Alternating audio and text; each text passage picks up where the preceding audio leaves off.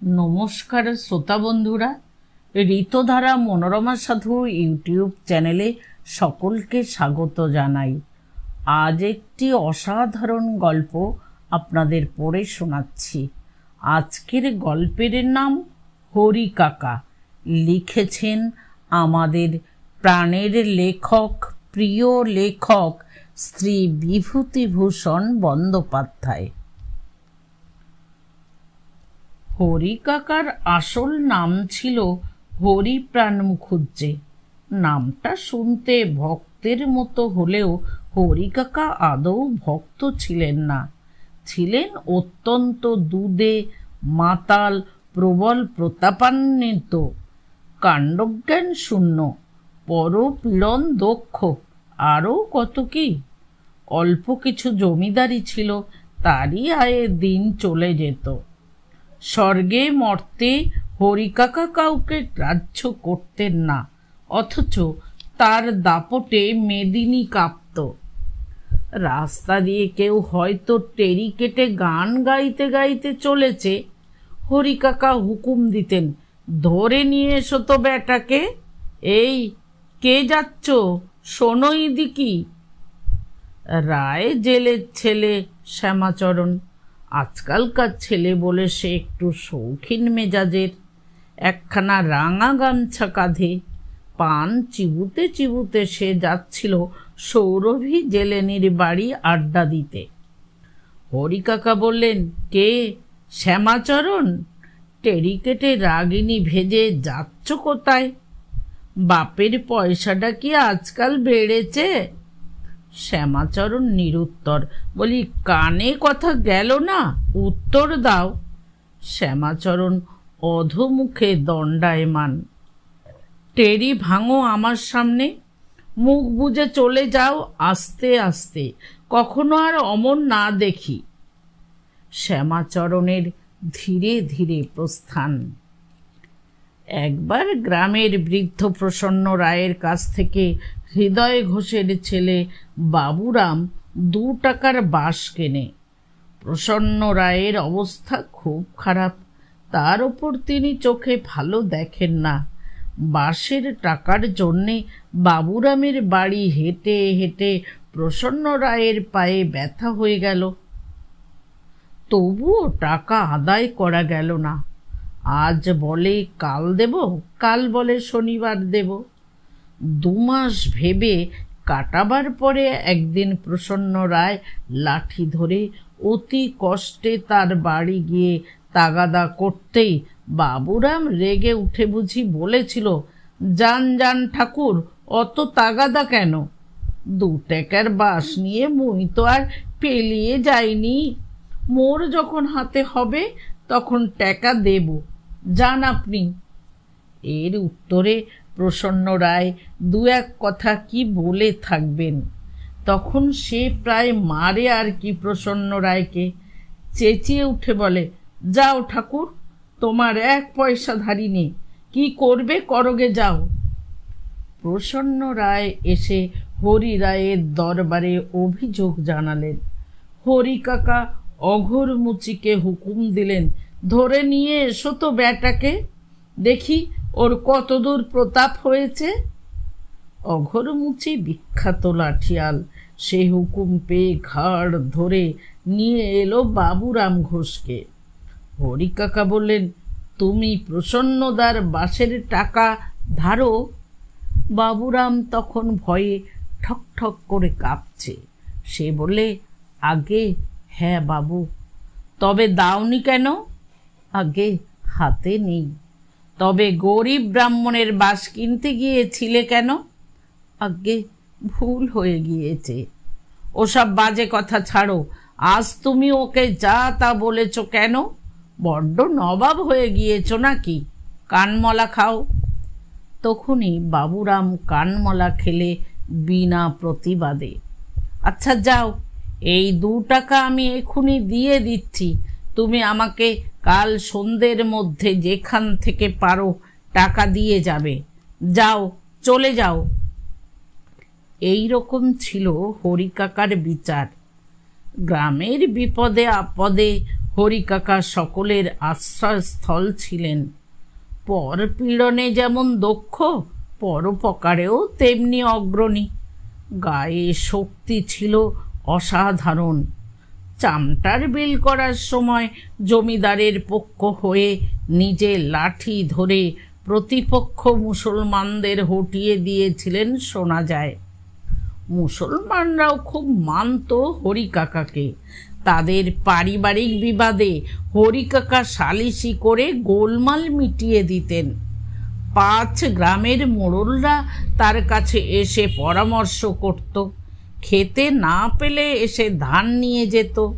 এমনও হয়েছে অভাবগ্রস্তদের ধান বিলিয়ে দিয়ে নিজের গোলা শূন্য করে ফেলেছেন হরিকাকা।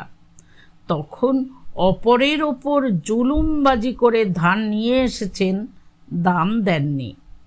পরের স্ত্রী বা পরের মেয়ের এদিকে একবার কেউ আর চোখে তাকিয়েছে, ঘাটের পথে কিংবা টপ্পা গানের এক কলি গেয়ে উঠেছে, অমনি সেই মেয়ের কর্তৃপক্ষের অভিযোগে সেই হতভাগ্য প্রণয়লোভী যুবককে চণ্ডী মণ্ডপের সামনের বকুলতলায় যেদিন আগাগোড়া জুতো পেটা করে ছাড়লেন, সেই দিনই হয়তো গ্রামের কুমোর পাড়ার কেষ্ট কুমোরের বিধবা মেয়ে কুশির ঘরে তাকে মদ খেয়ে ডুগি তবলা বাজাতে শোনা গেল রাত 1টা পর্যন্ত।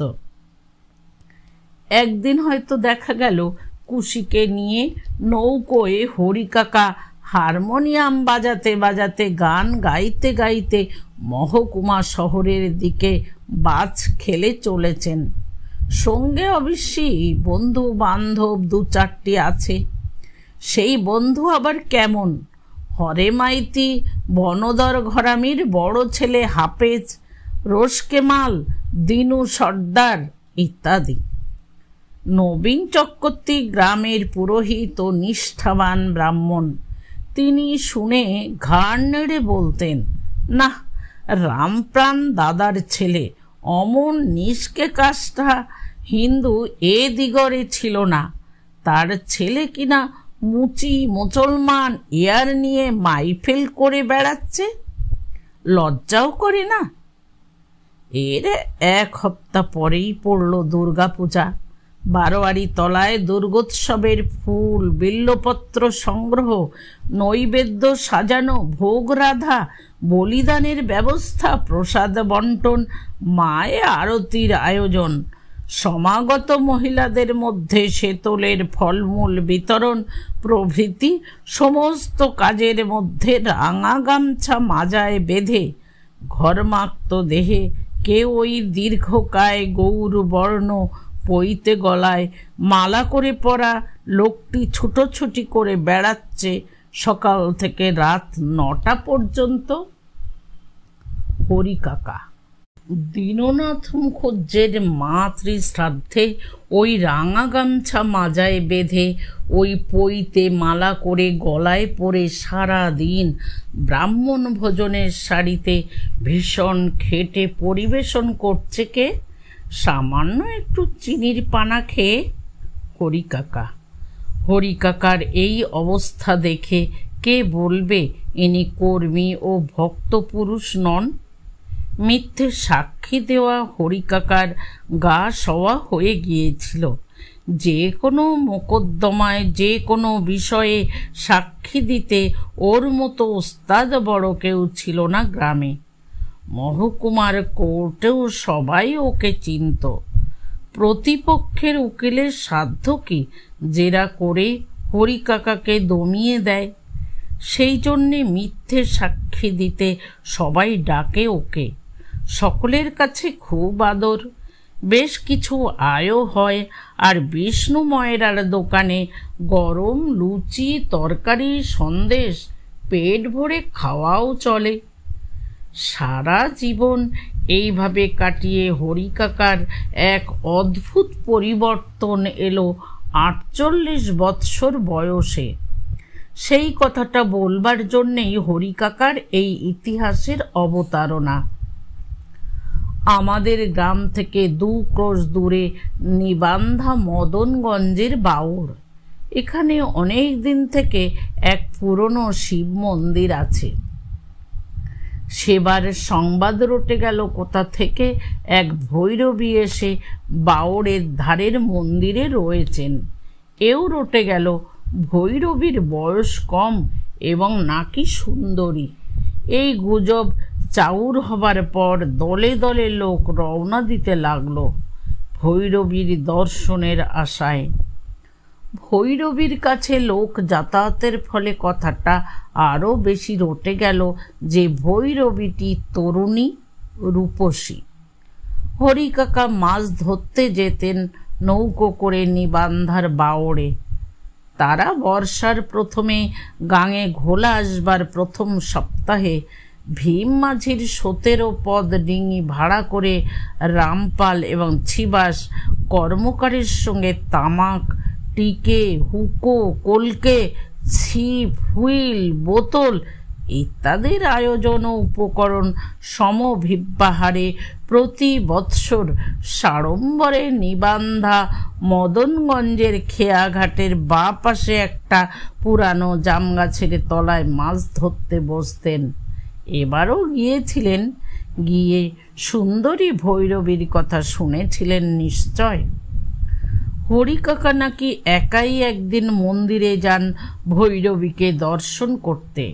যারা হরিকাকাকে জানেন তারা বুঝতে পারবেন হরিকাকার সেখানে যাওয়াটার মধ্যে আধ্যাত্মিক কৌতূহল ততটা ছিল না যতটা ছিল একটি নিঃসহায় সুন্দরী নারীকে ভালো করে দেখবার ও ফাঁদে ফেলবার দুষ্ট মতলব।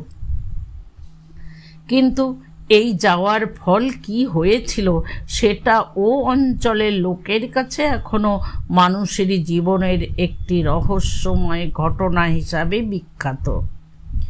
এই সময়টা আমি মহকুমার বড় স্কুলে ভর্তি হয়ে স্কুলের বোর্ডিংয়ে চলে যাই। পুজোর ছুটিতে বাড়ি এসেছি। হরিকাকার মস্ত বড় চণ্ডী মণ্ডপের সামনে দিয়ে আসবার সময় দেখি বকুলতলায় লোকজন নেই। চণ্ডী মণ্ডপের আগড় বন্ধ। বকুলতলায় কাঠের বেঞ্চিগুলো পাতা নেই, যেন ভো ভো। ব্যাপার কি? দাঁড়িয়ে দাঁড়িয়ে ভাবছি, এমন সময় বাড়ির মধ্যে থেকে একটা কাঠা হাতে রাঙা খুড়িমা বার হয়ে এলেন। আমাকে সদর রাস্তার ওপর দাঁড়িয়ে থাকতে দেখে বললেন, কে নিপু? বাবা এলি? ভালো আছিস? আর বাবা, কি দেখছো? আমার যা হবার খুব হয়ে গিয়েছে। আমি এত অবাক হয়ে গিয়েছি যে প্রণাম পর্যন্ত করতে ভুলে গেলাম। রাঙা খুড়িমার তো বিধবার বেশ নয় দেখছি, তবে কান্নার কারণ কি? বললাম, কি হয়েছে খুড়িমা? কাকা কোথায়? সেসব শুনবে বাড়ি গিয়ে, সবাই জানে। আর বাবা, আমার কপালে যা হবার ছিল খুব হলো। বাড়ি গিয়ে প্রথমেই মাকে জিজ্ঞেস করলাম, হরিকাকার কি হয়েছে মা? রাঙা খুড়িমা কাঁদছিলেন কেন? ভালোই হয়েছে তো, রাঙা দিদির মিথ্যে কান্না। কি হয়েছে? সন্ন্যাসী হয়ে গিয়েছে। কোথায়? তা কে জানে, সন্ধান নেই। সে কি? অনেক সন্ধান করা হয়েছে, কেউ কিছু জানে না। হরিকাকা সন্ন্যাসী হয়েছে একদম নিরুদ্দেশ? কতদিনের কথা এসব? মাস 2 হলো একদম নিরুদ্দেশ। তার আগে কোথায় ছিলেন? নিবান্ধার সেই ভৈরবীর নাম শুনে গিয়েছিলি? মনে হচ্ছে কথাটা। সেই ভৈরবীর ওখানে পড়ে থাকতো। ভৈরবী কোথায়? নিবান্ধার মন্দিরেই আছে। কালো আমাদের পাড়া দিয়ে ভিক্ষে করে গেল, রূপে গাঁলো করে গেল একেবারে। হরি ঠাকুরপো ভৈরবীর কাছে মন্ত্র নিয়ে না কি নিয়ে ভগবান জানেন, একদম উধাও। রাঙা দিদি কেঁদে কেঁদে খুন, একটা কথাও বলে যায়নি বেচারিকে। একে ছেলেপুলে নেই, কি বিপদে যে পড়েছে। না, কেউ কোনো অপবাদ রটাতে পারেনি হরি কাকার নামে। গায়ে সকলের মুখেই এক কথা, ধন্য ভৈরবীর ক্ষমতা। এমন লোকের এমন অদ্ভুত পরিবর্তন বুড়ো বয়সে। সারা জীবন মদ ভাং খেয়ে সুন্দরী ভৈরবী তো এখানেই রয়েছে, কারো কিছু বলবার উপায় কি? ধন্য ধন্য করছে সবাই। এবং আর একটা ব্যাপার লক্ষ্য করলাম, রাঙা খুড়িমার ওপর কারো তেমন সহানুভূতি নেই। বেশ তো, একটা অসৎ লোকের যদি সৎ পথে পা দেবার প্রবৃত্তি হয়ে থাকে, তাতে রাঙা দিদি দুঃখ না করে বরং আহ্লাদ করুন। ভাবটা এই রকম সাধারণের মনের। ক্রমে ক্রমে সব শুনলাম ঘটনাটা। তবে একটা কথা, এই সব ঘটনার পক্ষে কেউ ছিল না। ভৈরবীর সঙ্গে হরি কাকার সাক্ষাৎকারের ইতিহাস চিরকাল লুপ্ত থেকে যেত, যদি না সেখানে আরামডাঙ্গার মধুহারি উপস্থিত থাকত। জন কয়েক লোক সব সময়ই ভৈরবীর ওখানে জুটত গাঁজা খাওয়ার লোভে। প্রথম দর্শনের ঘটনাটা এই রকম ঘটে। ভৈরবী জিজ্ঞাসু দৃষ্টিতে চেয়ে দেখলে হরি কাকার দিকে। হরি কাকা খানিকটা অবাক হয়ে চেয়েছিলেন ভৈরবীর দিকে। মুখে খানিকক্ষণ কথা ছিল না। ভৈরবী বললে, কোথা থেকে আসা হচ্ছে? আগে কৈখালি থেকে। ও, আপনাকে দর্শন করতে এলাম। বসো বাবা। বসি। কি করো? আগে বিষয়কর্ম করা হয়। ব্রাহ্মণ? আগে হ্যাঁ। কুলীন ব্রাহ্মণ? হ্যাঁ মা, আমার নাম হরিপ্রাণ মুখুজ্জে। 3 পুরুষের ভঙ্গি। সদানন্দ মুখুজ্জের সন্তান। 52 ঘাটি গাই। আমাকে প্রণাম করলে কেন বাবা? তুমি কুলীন ব্রাহ্মণ, আমি তোমার কত ছোট। বলেই ভৈরবী নাকি হরি কাকাকে গড় হয়ে প্রণাম করেছিল। হরি কাকা নীরবে সেখানে বসেছিলেন অনেকক্ষণ। এমনকি মধুহারির দল যখন সন্ধ্যার আগে সেখান থেকে উঠে চলে এলো, তখনও হরি কাকা সেখানে চুপ করে বসে আছেন। অনেক রাত্রে সেদিন তিনি বাড়ি এলেন। চোখে কেমন যেন ফেলফেলে দৃষ্টি। রাঙা খুড়িমার মুখে কথা শোনা।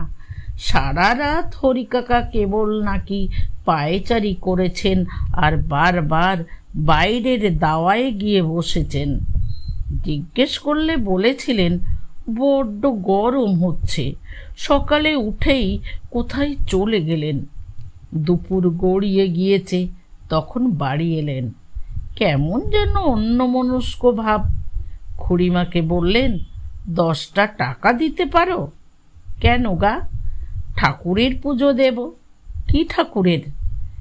নিবান্ধার মন্দিরে যে ঠাকুর ছিল, একদিন কেউ জানত না। ভৈরবী জাগ্রত করেছে সেই ঠাকুর। ভৈরবী তোমায় তুগুণ করেনি তো? পাগল, আমার ভয় করছে। কিন্তু যেদিন বুঝবে সেদিন আর ভয় করবে না। ভয় কিসের? কোনো ভয় নেই। এর কয়েক মাস পর পর্যন্ত হরি কাকা রোজই বাড়ি আসতেন, কিন্তু ক্রমশ তার ধরন ধারণ বদলাতে লাগলো। অন্য কোনো বাইরের পরিবর্তন, গেরুয়া বস্ত্র ধারণ বা নিরামিষ আহার, এসব নয়। মদ খাওয়া একদম বন্ধ হলো। বাজে লোক নিয়ে আড্ডা আদৌ দেন না। পরকে শাসন করা, চোখ রাঙানো ভুলেই গেলেন। একদিন ঘাটের পথে নির্জন বাঁশবনে সন্ধ্যার কিছু আগে রামজাদু জেলের বিধবা অল্প বয়সী পুত্রবধূ তার 2.5 বছরের ছেলের সঙ্গে নদীর ঘাট থেকে ফিরছে। এমন সময় হঠাৎ হরি কাকাকে সামনে দেখে মেয়েটি ভীত ও সন্ত্রস্ত হয়ে উঠল।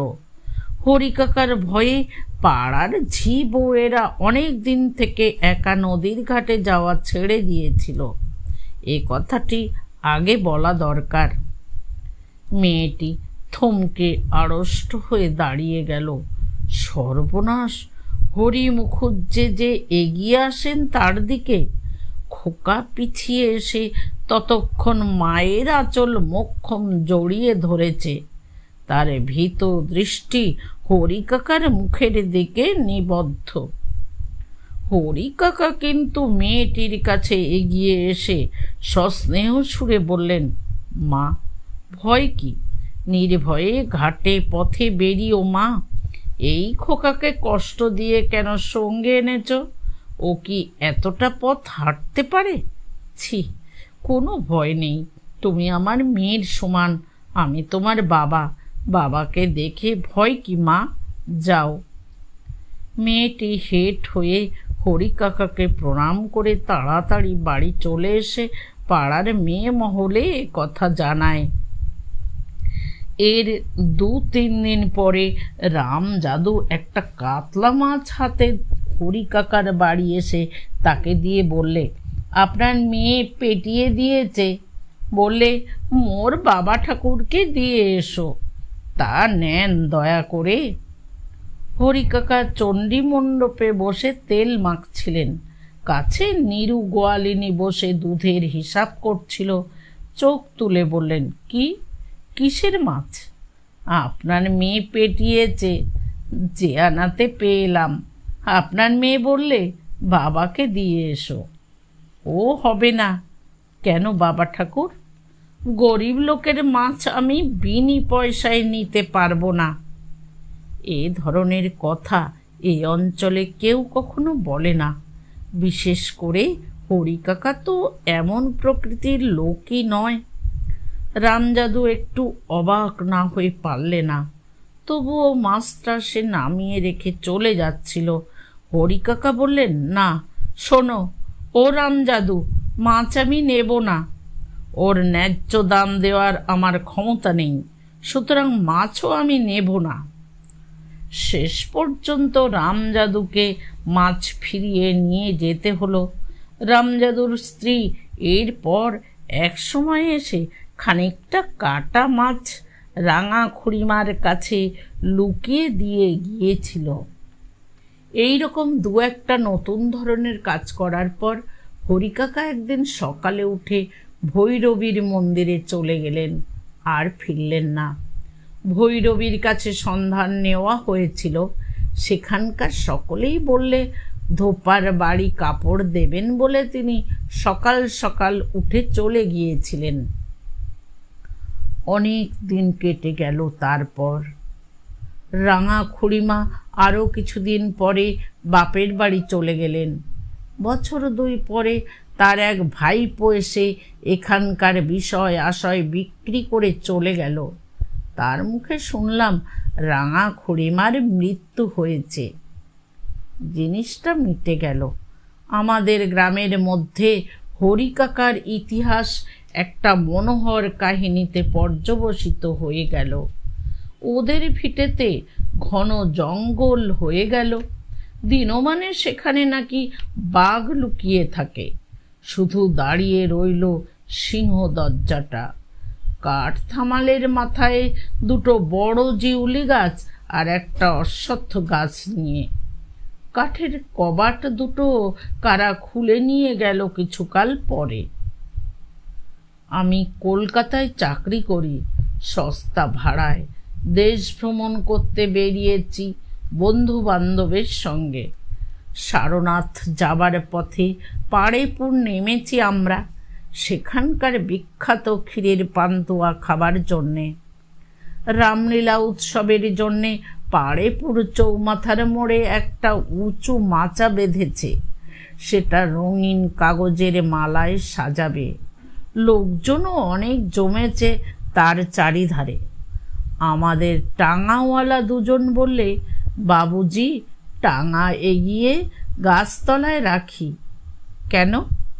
ইহার পর बहुत भीड़ जमता, लेकिन देरी मत कीजिए आप लोग, शाम हो जाएगा। 8 ঘন্টা পরে যখন পেট পুড়ে সস্তা ক্ষীরের পান্তুয়া খেয়ে আমরা 7 জন বন্ধু টাঙার সন্ধান করলাম, টাঙা আর নেই। সে কি, টাঙা গেল কোথায়? হরিধন বললে, এগিয়ে দেখা যাক আরো, গাছতলায় থাকবে বলেছিল।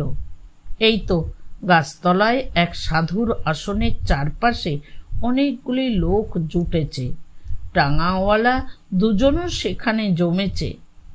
আমরা বকাবকি করতে একজন টাঙাওয়ালা বললে, বাবুজি বাঙালি সাধু। হ্যাঁ, সবাই কৌতূহলী হয়ে উঠলাম, কোথায়, ওই সাধু নাকি বাঙালি?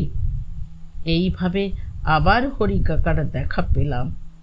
আমি চিনিনি। তিনি আমার দিকে খানিকক্ষণ চেয়ে থেকে বললেন, বিষ্টু দাদার ছেলে অমল না? আমি অবাক, বন্ধুরা অবাক। আমি কখনোই এই অপরিচিত পরিবেশে এই জটাজুটোধারী দাড়িওয়ালা বৃদ্ধ সাধুকে আমাদের সেই হরিকাকা বলে চিনে নিতে পারতাম না।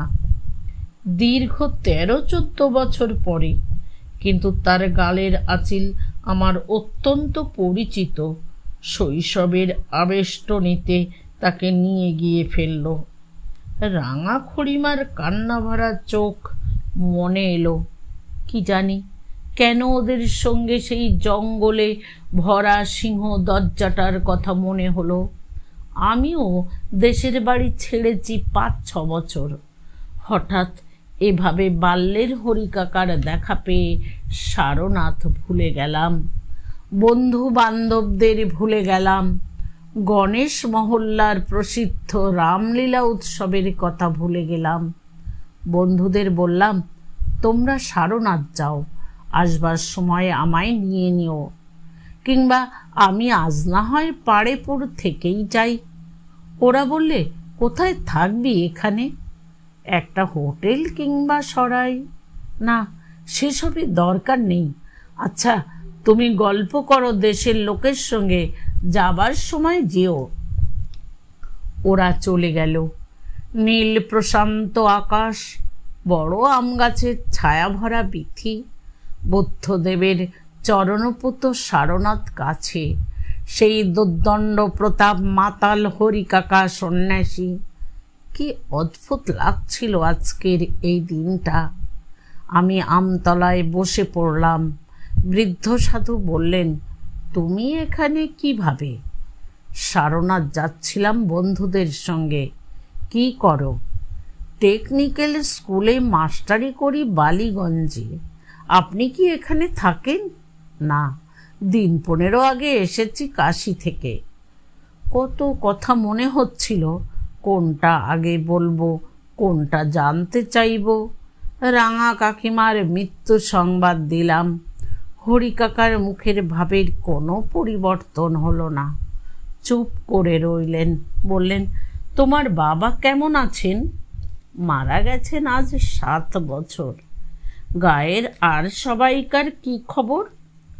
মোটামুটি বললাম যতদূর সম্ভব। গত 5 বছরের খবর আমিও ঠিক মতো জানি না বললাম। বেশি কিছু কথা হবার পূর্বেই বন্ধুরা পাছে এসে পড়ে, এই ছিল আমার ভয়। কোন কথাটা আগে জিজ্ঞেস করব? হঠাৎ বললাম, কেমন আছেন হরিকাকা? হরিকাকা ধীরে ধীরে বললেন, খুব শান্তিতে, খুব আনন্দে আছি বাবা।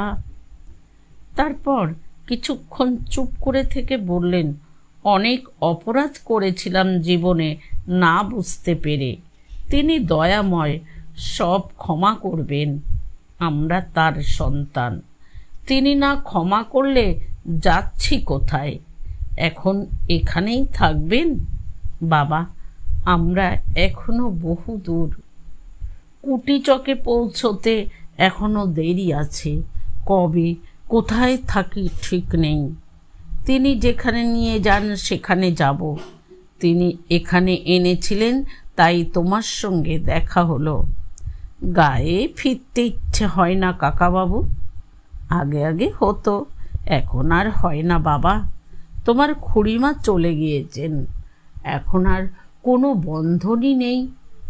কি দেখতে যাব?